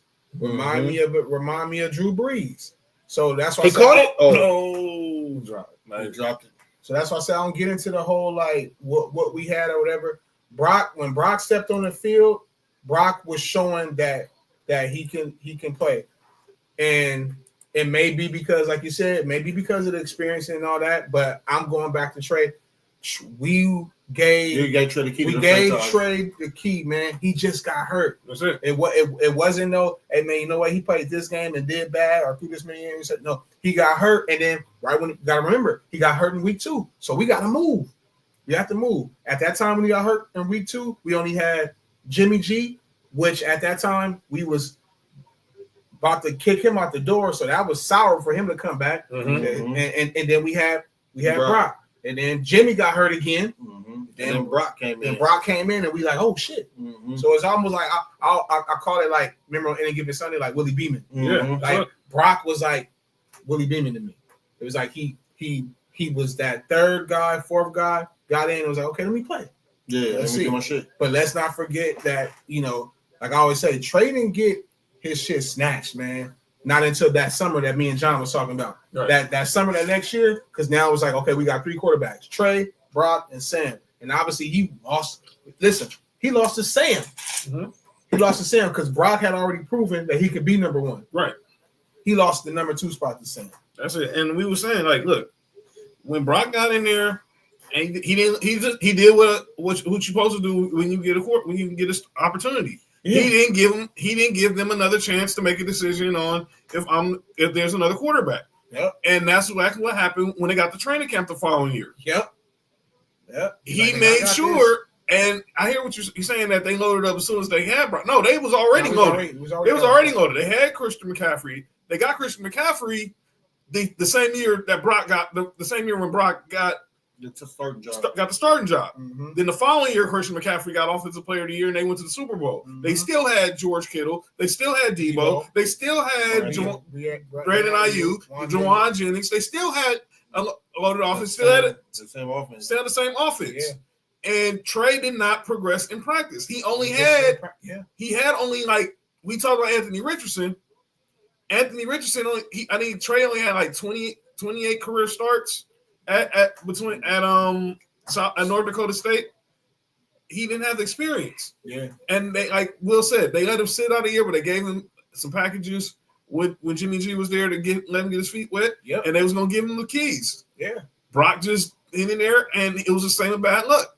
And then they signed Sam Darnold, and Sam Darnold took the backup job. Yep, because they still wasn't for sure that even with what Brock did that year, going into that summer, they still was willing to be like, okay, Jersey. We don't know if this is a franchise yet. We gonna see. McCaffrey came in at the trade deadline. Brock didn't start to after the trade. Jimmy didn't get hurt to like November. Yeah, he didn't get hurt to like November. Brody came in. That CMC trade came in. No, they weren't. No, they weren't. No, they weren't, because CMC came in at the trade deadline. Brock came, and Jimmy G got hurt maybe like a month later. Mm-hmm. And then Brock came in, and then obviously, or maybe a few weeks later, and then the rest is history. Yeah, because Jimmy was the starter. Jimmy was the starter, and then Jimmy got hurt because Jimmy played with CMC. Yeah, Jimmy played with CMC. Couple games. Yeah, he played a few. He probably played like a good 4 or 5 games with him. Yeah, and then he got hurt. Brock came in, and then you know who called that? I don't know if John, if you remember Ben. Remember Ben that was in our Ben Fair. Shout out to Ben Fair. Will, when y'all drafted, you told me that. When y'all drafted Brock Purdy, when Ben Fair said Brock Purdy gonna be their starting quarterback. I vouch for that. I remember Mark told me that Brock's. I believe it was after the second good game that Brock had ever played in the NFL. He told me about it was Brock's second good game because he came in showing that he can be the guy. Yeah. But I remember Mark that second game, he was like, "Yo, you said dude name." He's like, "Man," he's like, he said it back when we drafted him, and I was like, "Okay." But he big on college football. When when y'all drafted him, and it was like, man, he was like the last pick the 49ers had. Mm-hmm. He said, man, that's gonna be the end up being a starting quarterback. He gonna be that first day franchise. Yeah. And then the owner said it. Mm-hmm. But again, when they see and to anybody, I don't know what level of sports y'all played, if y'all play any level of sports, but practice tells it all, dog. Yes. Practice tells it all. That's what we trying to tell the Pops. We trying to tell the Pops. So if y'all see some players who y'all think should be playing, and then y'all say, man, this dude is better than that dude, you also have to realize, man, they watch him in practice. Yes. Man. They watch him in practice. You're talking to a guy who had Tim Tebow as his quarterback. Trust me. They see practice. Yeah. Everybody knows that Tim Tebow wasn't a better quarterback than Kyle Orton. He wasn't a better but they had to play him because he was winning games. But in practice, it was politics. Yeah, man. But in practice, anybody could see who's the guy and who ain't the guy. Yeah. Players talk about this all the time. Yeah. They know it's like, that dude is he the one. You can't look at it from a fan perspective. You're talking about these dudes are getting looked at for hours. And Niners players were saying it then. They didn't want to come out and say it, but they was. Tim was a problem. Yeah, problem for the Broncos. Yeah, here was the thing, and there was some. I think it was either Debo, it was George Kittle. I don't remember who it was, but it was George Kittle. And when they saw Brock in practice during training camp, they was like, from jump, George Kittle been on for lack of better terms, the Brock Purdy train. He was like from jump. Kittle was high on Trey too. Yeah, I'm not saying he wasn't, but I'm saying from jump though. Yeah, He been screaming Brock Purdy praises. Yeah, these dudes know football. Like going back to that, I remember Kittle the year that we announced Trey being the starter, and people were like, "Yo, what we gonna do?" In interviews, he would be like, "Listen, man, I've watched Trey do some stuff and throw some darts that I've never seen before." You're talking about these dudes love the game. You know what I'm saying? They love the game. Is different from a fan perspective, being a player. So like y'all just said, like, man, practice. It's they watching these dudes for hours. They watching them on the field. Watching them film. They watching them how they do film, the workout. No, you know what I'm saying? All that, man. So maybe Will might want to, but not me. What? Blackberry Crown No, Royal. man. Sorry. Yes. Yes. Thank you, though. But this I don't know what Will said about this modern team. I kind of have ideas. You know, me and Will talk about that, but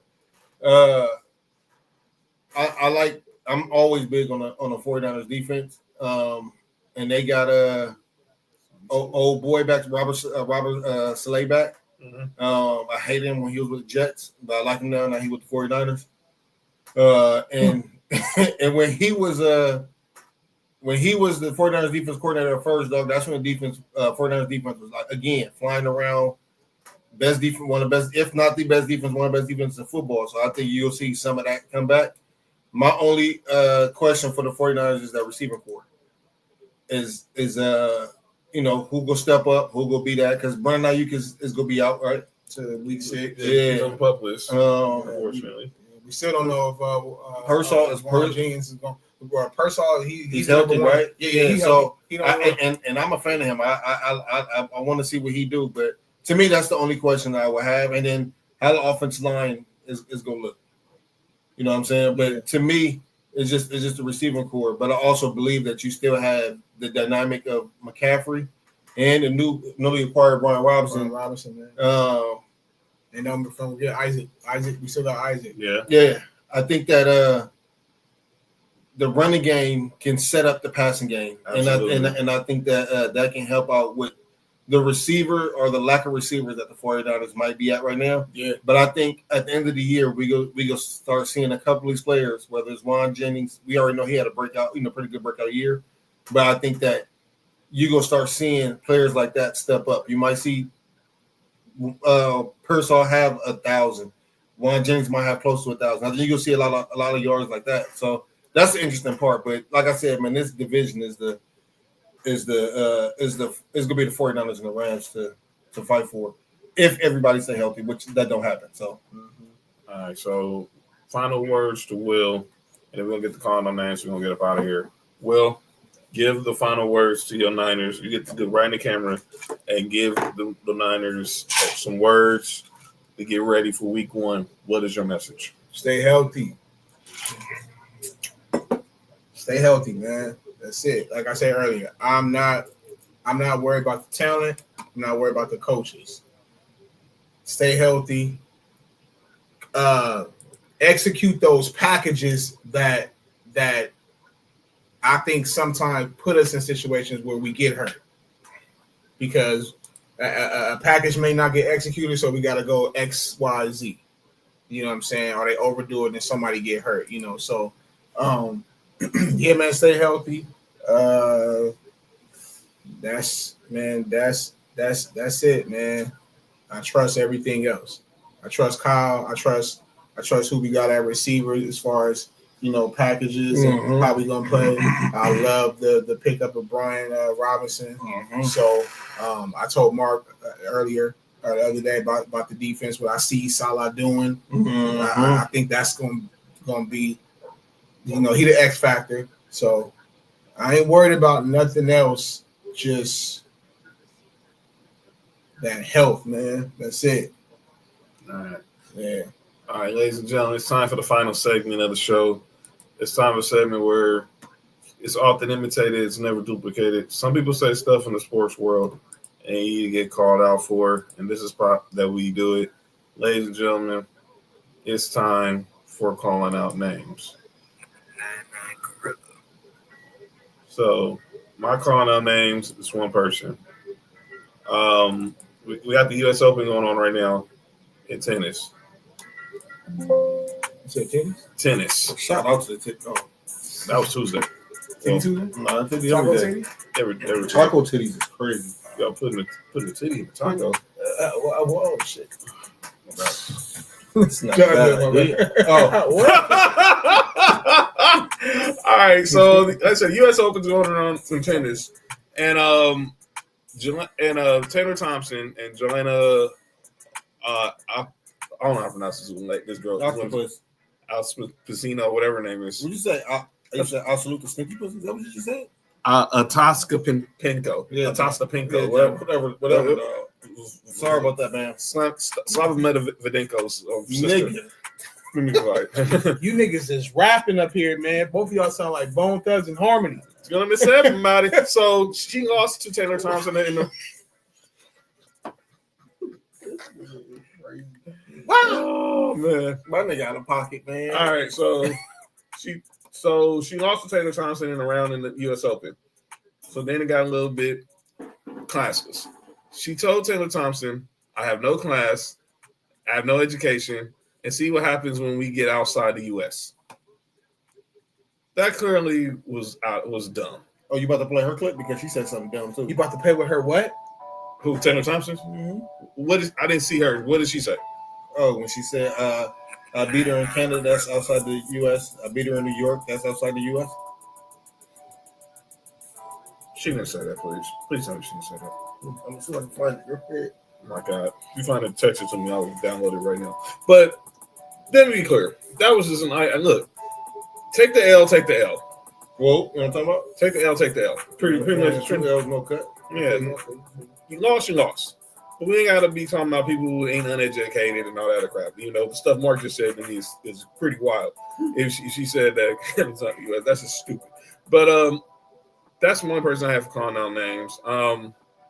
Sam has a calling names, and my calling names is college football media for not talking about the QBs like Taylor Green from Arkansas, Avery Johnson from K-State. All here is Arch Manning, Nesmeyer, and Klubnik. By the way, so Kansas State and Iowa State played in Dublin last Saturday.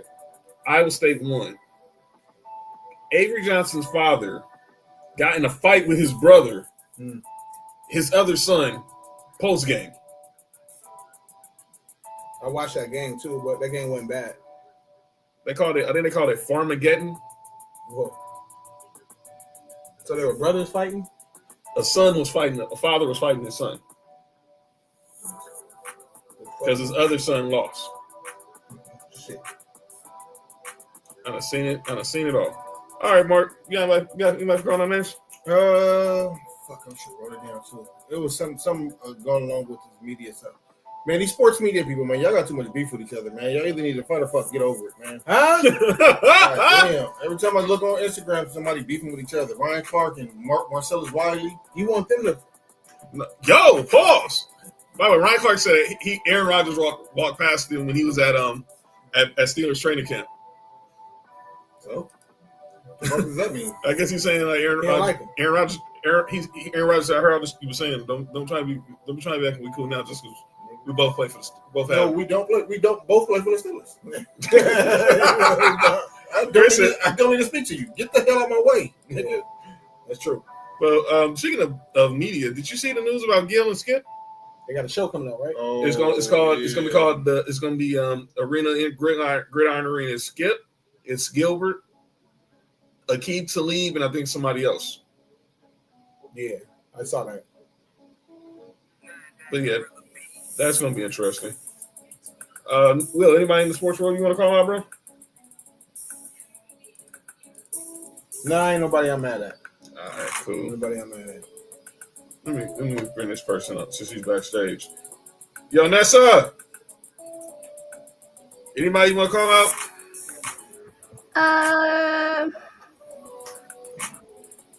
No, I'm just gonna call out Jerry Jones for bringing the bad weather to Dallas.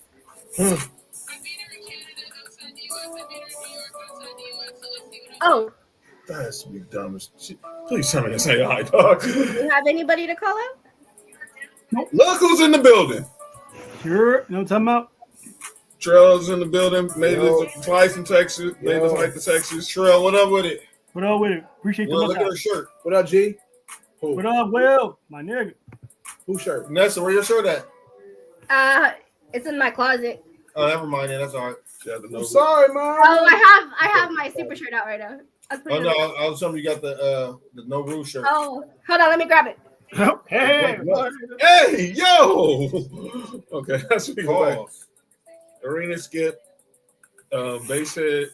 Sam called him Skip Basehead. It's on Gil's YouTube. It's on Gil's YouTube channel. It's gonna be like a football version of Gil's Arena, Sam. Cowboy fans need to boycott the games. # make Jerry go broke. Yeah, that ain't happening. Yeah, I don't know what she grabbing. Huh? Oh, is that what you? Oh, there it is. What? Look, Will. She grabbed it on camera. I can't stand y'all. Okay. The no the rules T-shirt. Yeah. No rule shirt. It made it to Texas. Yeah. Right. Wear that shit. All right. So that will be it. Go to sleep in that shit. Fucking naked in that shit. What? He said give some. Wait, they in the same house? What? He said give some head that shit. They're in the same house, or was that an AI? No, that's not AI. Oh no, I'm not an artificial nigga. I'm here. You got a huh? I'm not an artificial nigga. I'm here. Oh shit! All right, we gonna get up out of here. College football's tomorrow. Yeah, I'm waking up early to watch that first game. So Mark, so how we do? We do during football season. First week. We gotta play Marshall. So talk to your dogs. What's the word? What's the word for Georgia tomorrow? Whoop ass. Whoop ass. Get out there and whoop ass. Quarterback play. Quarterback play. Same here. Same here with Tennessee. Quarterback. So I want to see how he gonna look this year. I know he played a little bit last year. So I want to see how we look. I want to see how our offense look. We got Zachariah Branch. We play Syracuse. We play Syracuse. We got Zachariah Branch. So I want to see how our offense look. I'm not ever really too worried about our defense. I know we reload, every year. But my thing again, man, like I said last year, I want to see how Gunnar Stockton perform this year, man. I want to see if he learn how to put touch on the passes and not throw bullets to everybody. Hey, I want to ask you something. Was Michael Williams your best defender last year? Yeah. Yeah. Michael Williams. Well, it was 1 or 2, but I would probably take Michael. Starks was crazy. Starks was crazy. Malachi Starks. Yeah, but Starks, he was crazy last year. So Kamari last year, he been gone for 2 years already. Tennessee, we play Syracuse. Derek Coleman, Donovan McNabb, Melo, Sherman Douglas. Sherman Douglas. I'm just saying, everybody. This ain't Syracuse hoops. We're playing Syracuse football.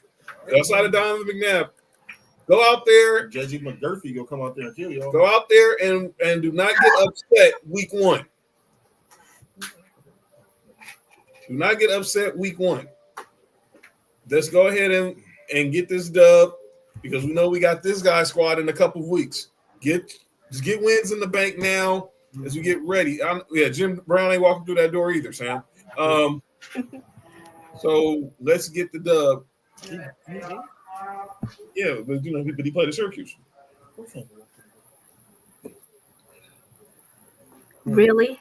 Unless he's the Undertaker. Get out, dog. The third one don't walk the door. The third one. Timeout. Mark is on timeout.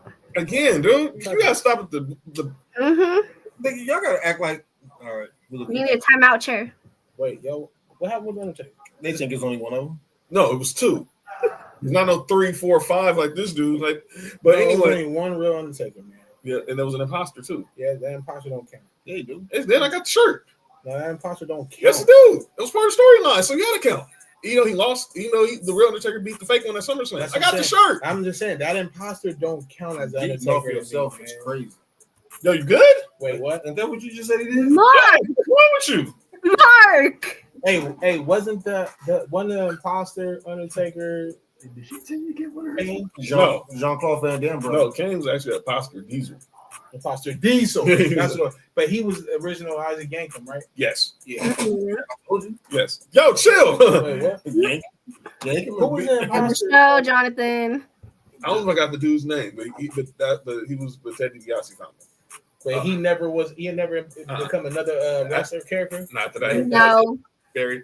And they said he was shorter too, right? He was like 6'8". Yeah. What happened to the third Undertaker? It wasn't no 3. Chill, dude. Where do you get 3 from? Dudes Anyway? are just saying stuff. How would you kill me with shit like that? Man? All right. They're gonna be calling Batman. It is a villain, man. We're not gonna start that crap. Batman is. No, we're not getting into this conversation. Don't start this. I know where this conversation We're goes. not getting into this conversation today. Not tonight. He wasn't a villain tonight? No, I said we're not getting into this conversation tonight. Oh, yeah, we don't have to. But Batman was a villain, as long as y'all know that. All right. So there wasn't no heroes in Gotham City. All right. Here we go. All right. So we'll be back here on Tuesday. Oh, we got to do our picks on Tuesday. Huh? Yes, Tuesday. Yeah. The Sports4U NFL season preview. We're going to give our picks for week 1, our picks for the season, who we got going to the Super Bowl, and everything. And we will conclude 2 days when me and Nick will give our perspective on the AFC West. Also, announcement, a week from tonight, next week we will get Chiefs and the Chargers in Sao Paulo, Brazil. Damn. Sports4U, watch along next Friday night. Next Friday night, I'm hosting a live watch along for the Chiefs Chargers game, which is free on YouTube, ladies and gentlemen. Just remember that. So I'll talk more about that on Tuesday. But enjoy the first weekend of the college football season. Make sure you're following No Rules on Instagram at No Rules Podcast. Make sure you follow Ill Will on Instagram at Ill_Will. And make sure you subscribe to Sports4U on YouTube, Townhouse YouTube, Culture Clash Network on YouTube. Follow me at John Watson0984 on X, Instagram, and TikTok. Follow Mark on Instagram. Hi, I'm Mark. Hi, I'm Mark1 on X. Follow Nick on X and Instagram. You on X? That's only John's. Chill. The only Johns. They said me doing no drugs. Well, he's on TikTok. Accusations. These are not accusations. This is false accusation. And furthermore, wait, who the fuck was that? That was Rick Ross. They're not accusations. Keith Lee, not the cookie. The logo and everything. Don't worry about it. Do not worry about it. Everybody just relax. That was false. Everybody support John Only Johns. Mm-hmm. Accusations. These are not accusations. This is false accusation. And furthermore, did you say everybody support John's Only Johns? Yeah. Yeah. Yeah. We trying to get the women over there to support the Only Johns. we don't know what he's doing over there. They none of our business. John, give him Only Johns. Yeah, man. Again. Accusations. These are not accusations. This is false accusation. And furthermore. All right, we're going to get up out of here. This has been the NFC West 2 days for Sports4U. I'm John. That's Mark. Yeah. That's Ill Will. That's not Nick Freeze. That's Ill Will. Make sure y'all check out Bella said she's renewing her subscription. Yeah, check out No Rules. Bella said she's renewing her subscription. Accusations. These are not accusations. This is false accusation. And furthermore. Make sure y'all check out No Rules Live every Wednesday, 7:30, 8 o'clock, around that time on IG with these two. That clip is really funny, man. So we'll see y'all on Tuesday. Enjoy the first full weekend of college football. Check me out on Sunday with Nessa Trail for our WWE Clash in Paris watch along. We'll be with the ladies from the Knowledge the Dynasty, and of course our Tribal Wars on Monday Night Raw watch along with the Fab Four, me, Trail, Nessa, and JoJo. And then we'll be back here on Tuesday for Sports4U. Raw Monday is crazy. Yeah, we're gonna go. We Netflix on Monday, and we go Raw Monday. Hey, what time y'all be doing your show on Monday? It's early on this Monday, right? This Monday is early because they're in Paris, so it's gonna be in the morning. But usually it's at 4 or 5 o'clock. Accusations. These are not accusations. This is false accusation. And furthermore, it's in Paris. They ball so hard. Nah, the boss is hard. It's crazy. You know what? And the ladder, John. We're gonna get up out of here. The boss is hard as He said the boss stay hard. No, I don't know. I don't know who y'all talking about. So Chris said, "Go Bruins." Yeah, Shout out to Chris. Shout out to Chris. Go Bruins. Let's go. All right. Shout out to the A clap. What? Ain't that what they do in UCLA? They clap 8 times? The 8 clap? It's like the no you clap, but they do the 8 clap? Okay, whatever, man. So they just Whatever, man. okay. Yo, John, you good though? What am I not? Chris, don't they do the 8 clap? Don't y'all do the 8 clap at games? At games? Yes. They 8 clap at games, dog. Okay. All right. I'm the only one ever watch UCLA. All right. This has been Sports for You. Not they 8 and get clapped at the game. I'm John. That's Mark. That's Ill Will. 4's up. As Chris said, 4's up. We'll see y'all next week. Enjoy the football, everybody. Vaughn.